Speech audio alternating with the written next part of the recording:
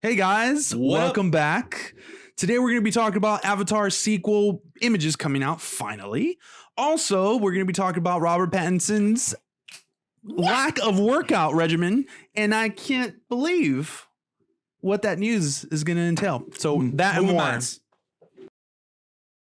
Hey guys, this is Ish. And this is Anthony. And we're Movie Minds, where we keep you up to date with all the movie news and some reviews.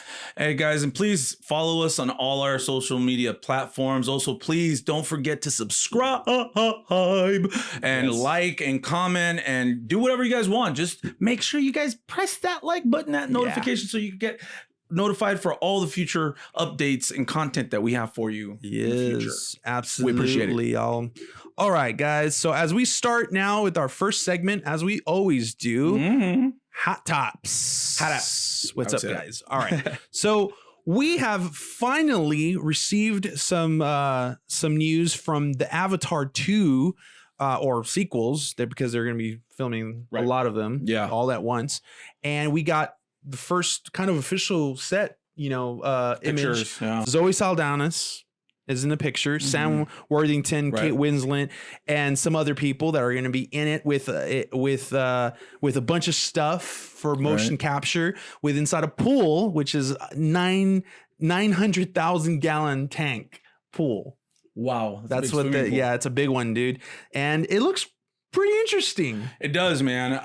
What do you think? I do. Honestly, when I saw this picture, I was like, what the hell are they doing? Yeah. Like, what's going on that they're doing things underwater? However, I do know that they did some kind of technology with it with the last time that they filmed the movie. However, this new technology that they're going to be using, which I don't remember what it's called, something mirrors. I don't something it mirrors certain.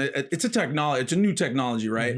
And it just reminds me of when James Cameron came out with the first Avatar with the whole 3D thing. Right. And so this is going to be a somewhat of the same thing. I don't know if it'll do as well as the 3D when it came out, but they're going to be putting out this technology with this movie, which he's saying that it's really, really difficult to film. And they're having really hard time to do it. Well, it's difficult because they're doing it underwater, and the way that the technology works, and the article from Variety, they kind of explain that a little bit, where it's motion capture and it's by dots, and they collect data from pretty much light. Exactly. But underwater, light bends and moves, and you get false positives on the motion capture. So you kind of lose sight of that. The way that they kind of fix that is with all those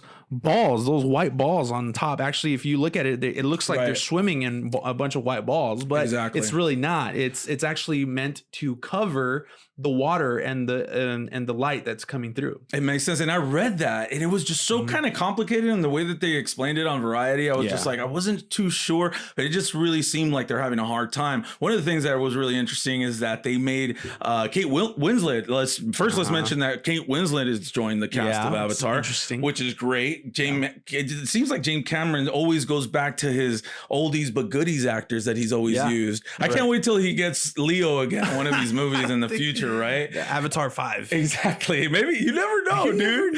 You never know. He's one of those big Hollywood directors, so you never know. But they made Kate Winslet said that she had to hold her breath underwater for 7 minutes, dude. Wow. She's got some lungs. Dude, 7 minutes is actually, there's a lot of people that could do that, but you have to go through extensive training. Which I'm sure they did. And I'm sure they did. But this is the kind of training that they give the military to hold your breath underwater. So I'm sure she went through some kind of extensive, training for that. But it's really cool, man, to know that they're going all out for these movies. Yeah. I know that this movie was the highest grossed movie of all time for a while until Avengers Endgame beat it. Yeah. I think they cheated a little, but Avatar was up there, and it seems to me that James Cameron is coming, dude, and who knows what can happen as far as box office numbers. Yeah, I'm excited to see.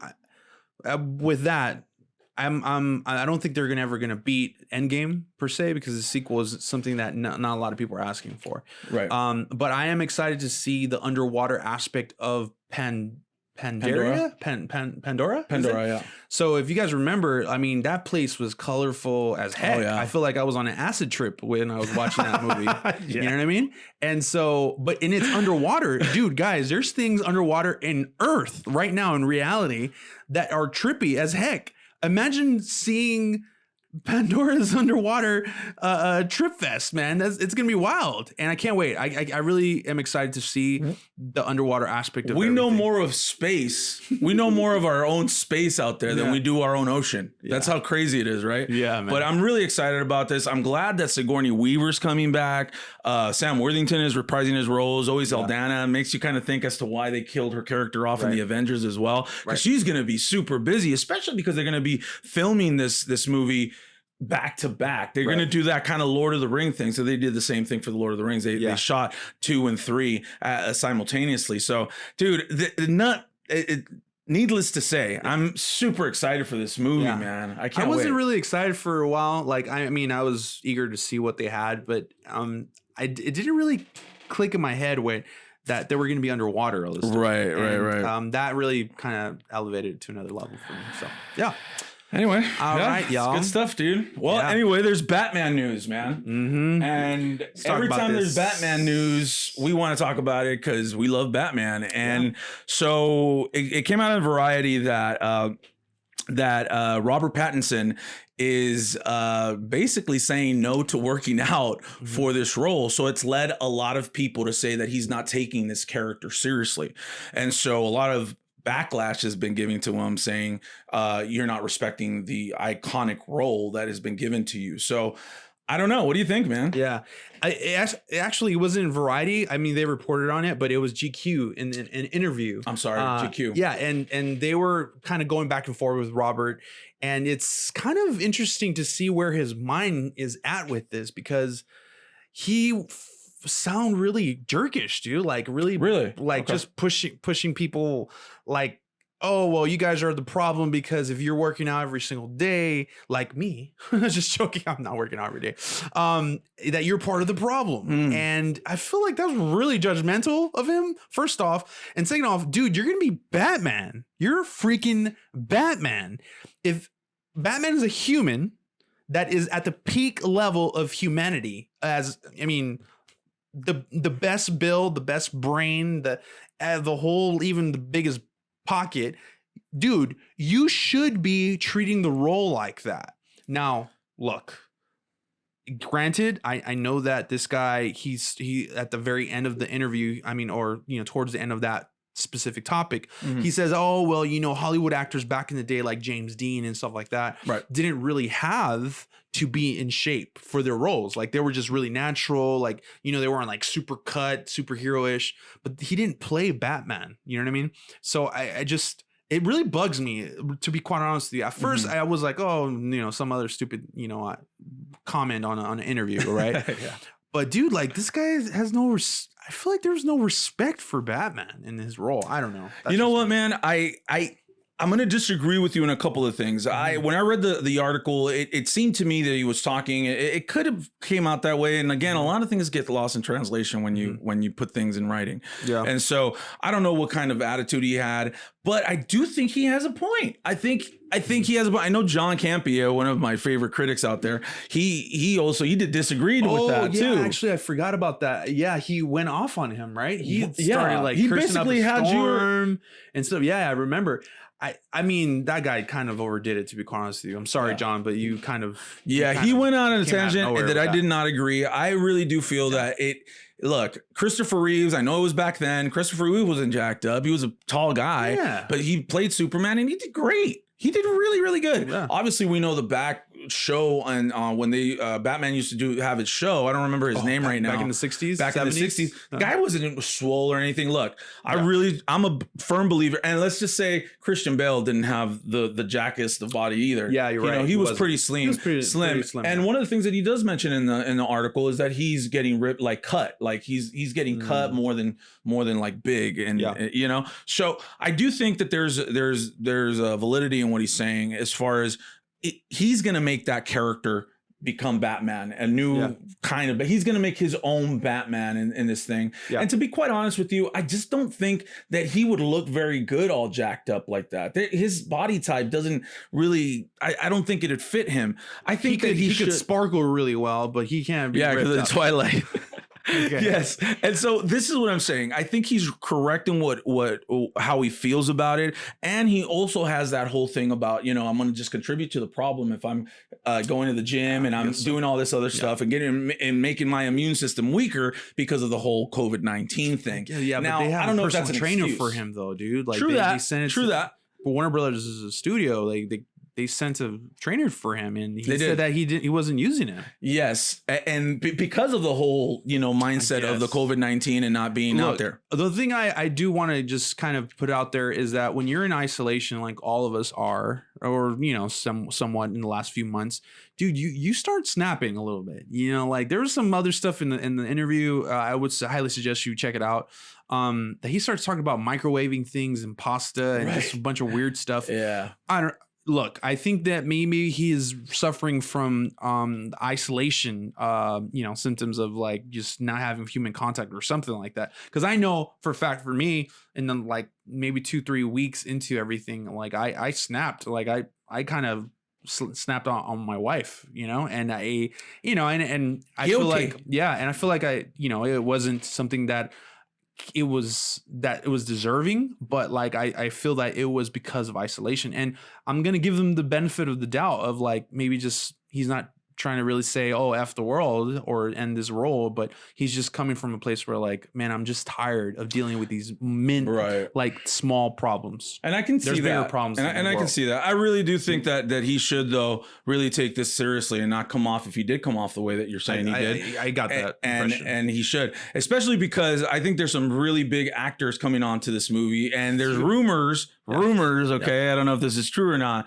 that Johnny Depp is going to be the Joker for this Batman, for this Batman director Michael Reeves, Matt Reeves. Yeah, I'm super excited about that. I'm super pumped. But let's see if this is we'll see if this becomes true. I've only seen it in one article. It's a rumor, so I don't want to get out there too much with it. But man, it's really exciting news. So yeah, it does sound cool. We will see, my friend. Yeah. Go hit a gym, guys. But anyway, please subscribe and comment and like before I forget to say it, because I always do forget, and my producer here always tells me, hey, don't forget to do that. Yeah. And so man, please subscribe, follow us on all our social media networks. Oh yes. Okay, guys, and on to our last segment. I really like this segment because it kind of gives us something to talk about what's going on in streaming and chilling.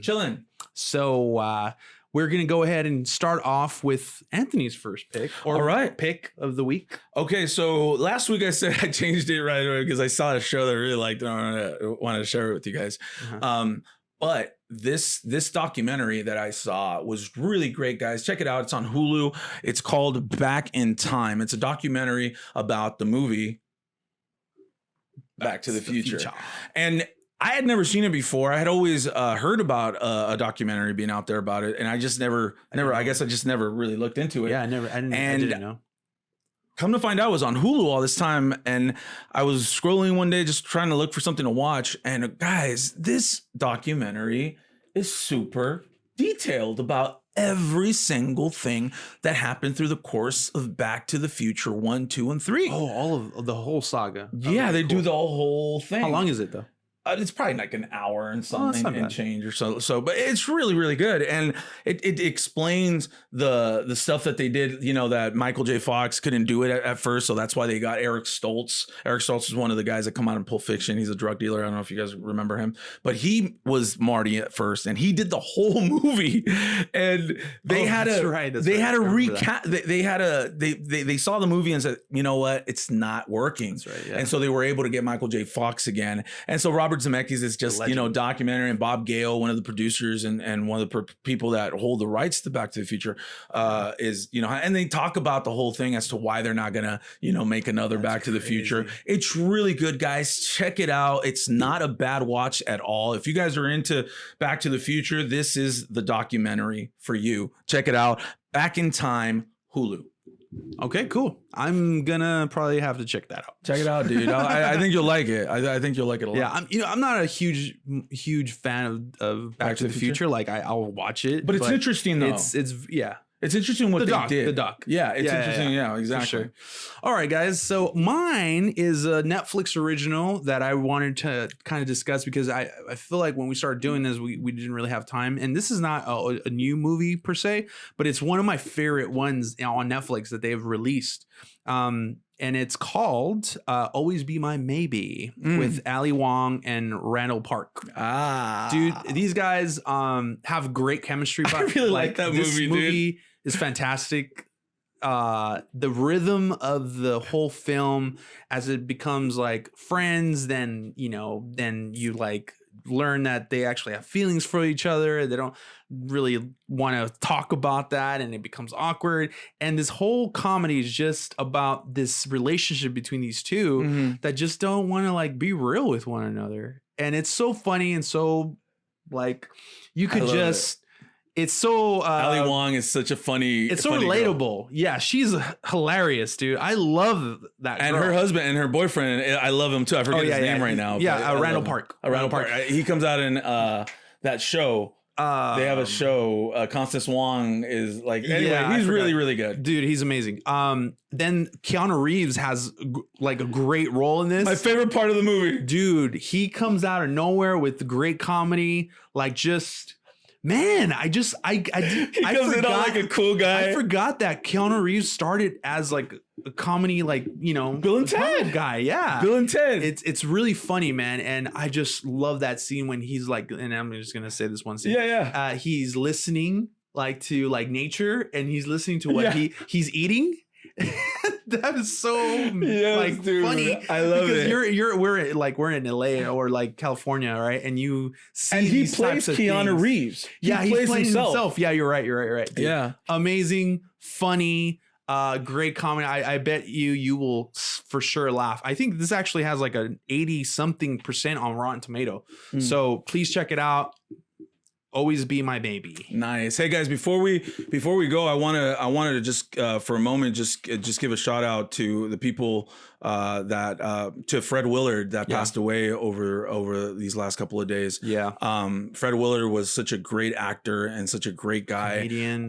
Comedian, everything. And he came out of Anchorman and American Pie and you name it, he was probably in there as something. And so we just want to give a shout out to him and his family and give our condolences to that man. So anyway, we salute you. So don't forget to like and subscribe, follow, please, in all our social media networks. Yes. And thanks, guys, for joining us. That's about it. That does it for us. Yes. For now. Yeah, guys. And stay movie-minded.